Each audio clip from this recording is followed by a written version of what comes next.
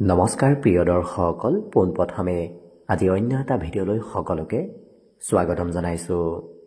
এবাৰ 2025 বৰ্ষৰ অন্তিম সময়খিনি যিহেতু বৃহস্পতি গ্ৰহ বক্ৰী অৱস্থাত তুংগী হ'ব গৈ আছে, গতিকে বক্ৰী অৱস্থাত পূৰ্ণ বলি হৈ যিহেতু বৃহস্পতি গ্ৰহ এই 2025 বৰ্ষৰ শেষৰ সময়খিনিত থাকিব, গতিকে বিভিন্ন ক্ষেত্ৰত শুভফল আহিব গৈ আছে। গতিকে আজি আমি আপোনালোকক বৃষ ৰাশিৰ ব্যক্তিসকলৰ বাবে এই বৃহস্পতি গ্ৰহই 2025 বৰ্ষৰ অন্তিম সময়খিনিত কি ফলাফল প্ৰদান কৰিব সেই বিষয়ে জনাম।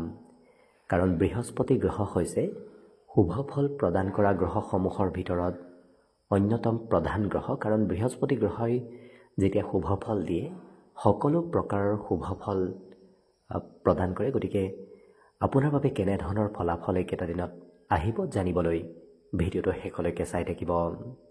অৱশ্যে ভিডিঅ'টো আৰম্ভ কৰাৰ পূৰ্বে আপোনালোকলৈ এটা বিশেষ অনুৰোধ যে ভিডিঅ'টোত এটা লাইক কৰিব, আৰু যদি আজি প্ৰথমবাৰৰ বাবে এই চেনেলটোলৈ আহিছে তেতিয়াহ'লে চেনেলটো ছাবস্ক্ৰাইব কৰি কমেণ্ট বক্সত জয় শ্ৰীকৃষ্ণ লিখিবলৈ একেবাৰে নাপাহৰিব।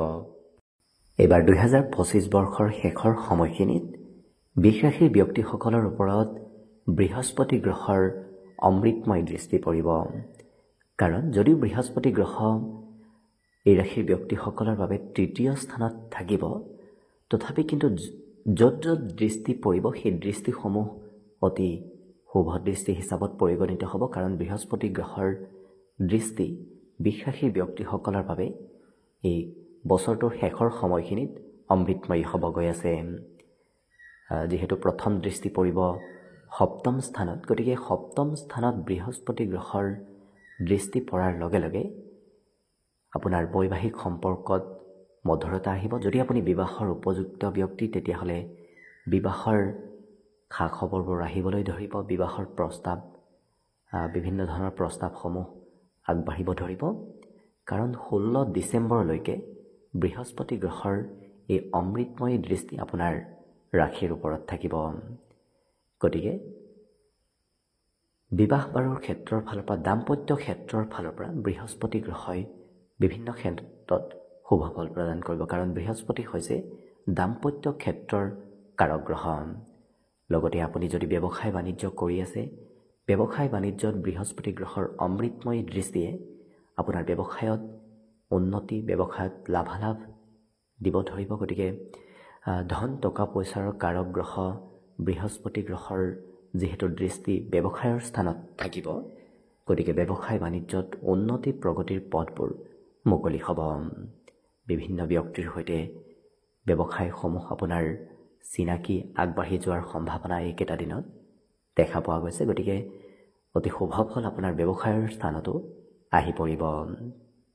একেলগে যিহেতু বৃহস্পতি গ্ৰহৰ সপ্তম দৃষ্টি নৱম স্থানত থাকিব, নৱম স্থান হৈছে ভাগ্যৰ স্থান। গতিকে ভাগ্যৰ স্থানত বৃহস্পতি গ্ৰহৰ দৃষ্টিয়ে আপোনাৰ ভাগ্যত পৰিৱৰ্তন লৈ আনিব।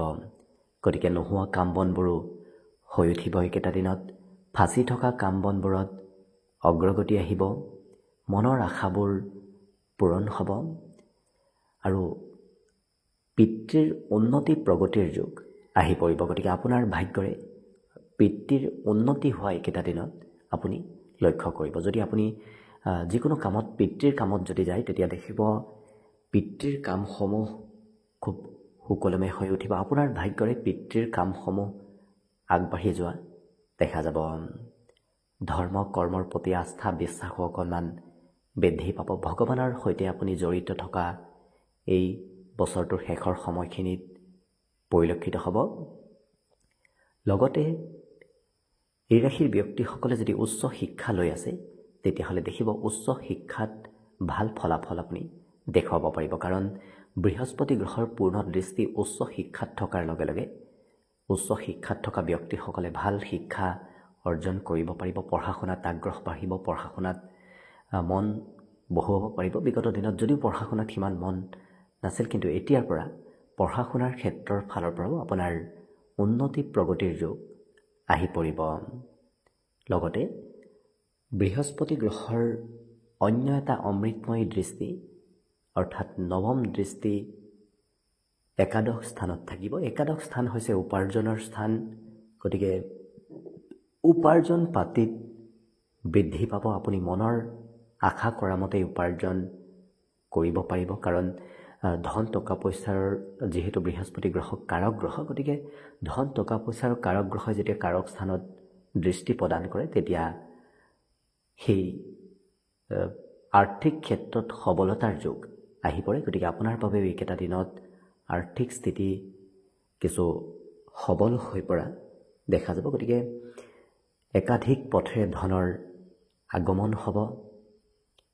আপোনাৰ লাক্সাৰিয়াছ সম্পত্তি ক্ৰয় কৰাৰ সম্ভাৱনাও আহি পৰিব, কিন্তু অকণমান স্বাস্থ্যৰ যত্ন ৰখাৰ প্ৰয়োজন আছে, যিহেতু আপোনাৰ অষ্টম আৰু একাদশ স্থানৰ অধিপতি হৈছে বৃহস্পতি গ্ৰহ, যিটো কাৰণত অকণমান স্বাস্থ্যৰ চিন্তা কৰাৰ প্ৰয়োজন আহি পৰিব পাৰে। বিশেষকৈ যিকোনো বস্তু খোৱা লোৱা নকৰিব, হজম হোৱাত অকণমান সমস্যা আহিব পাৰে। গতিকে খোৱা লোৱাত যদি একমাত্ৰ আপুনি নিয়ন্ত্ৰণ ৰাখে তেতিয়াহ'লে দেখিব আপোনাৰ এই গুৰু বৃহস্পতিৰ দৃষ্টিসমূহে আপোনাক বিশেষ শুভ ফল প্ৰদান কৰিব। কিন্তু যিহেতু তৃতীয় স্থানত থাকিব, গতিকে অকণমান কাম বন কৰিবলৈ, কষ্ট কৰিবলৈ ইচ্ছা কমিব পাৰে, কাৰণ তৃতীয়ত গ্ৰহসমূহ থকাৰ লগে লগে বিশেষকৈ বৃহস্পতি গ্ৰহ তৃতীয়ত আহিলে অকণমান কষ্ট কৰিবলৈ কমকৈ মন যাব পাৰে। আপুনি আৰামত থাকিব হয়তো বিচাৰিব পাৰে।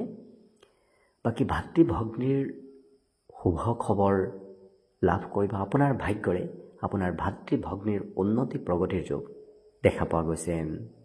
গতিকে প্ৰত্যেকটো দিশত যিহেতু অমৃতময়ী দৃষ্টিয়ে শুভ ফল আপোনাক প্ৰদান কৰিব, সেয়া বিবাহৰ ক্ষেত্ৰতে হওক, ভাগ্যৰ ক্ষেত্ৰতে হওক, আৰ্থিক ক্ষেত্ৰতে হওক, পঢ়া শুনাৰ ক্ষেত্ৰতে হওক, সকলো ক্ষেত্ৰত বৃহস্পতি গ্ৰহই এই বছৰটোত আপোনাক শুভ ফল প্ৰদান কৰা দেখা যাব। যিহেতু 4 অক্টোবৰৰ পৰাই এই শুভক্ষণ আপোনাৰ বাবে আহি গৈছে, গতিকে 4 অক্টোবৰৰ পৰা গুৰু বৃহস্পতি আপোনাৰ বাবে অমৃতময়ী দৃষ্টি প্ৰদান কৰা গ্ৰহ হিচাপত পৰিগণিত হৈ আহিছে, আৰু সেয়া 16 ডিচেম্বৰ আঘোণ মাহৰ 29 তাৰিখলৈকে এই বৃহস্পতি গ্ৰহৰ বক্ৰী দৃষ্টি আপোনাৰ এইকেইটা স্থানত থাকিব। এইকেইটা স্থান অৰ্থাৎ বিবাহ, বিশেষকৈ বিবাহ, ব্যৱসায়, উপাৰ্জন আৰু ভাগ্য, এইকেইটা স্থানত আপোনাৰ শুভ ফল বৃহস্পতি গ্ৰহই প্ৰদান কৰিব। গতিকে আশা কৰিছোঁ আপোনাৰ 2025 বৰ্ষৰ অন্তিম সময়খিনি যেন শুভ আৰু মংগলময় হৈ পৰক, তাৰেই কামনাৰে আজিৰ বাবে ভিডিঅ'টো ইমানতে সামৰণি মাৰিছোঁ। ধন্যবাদ।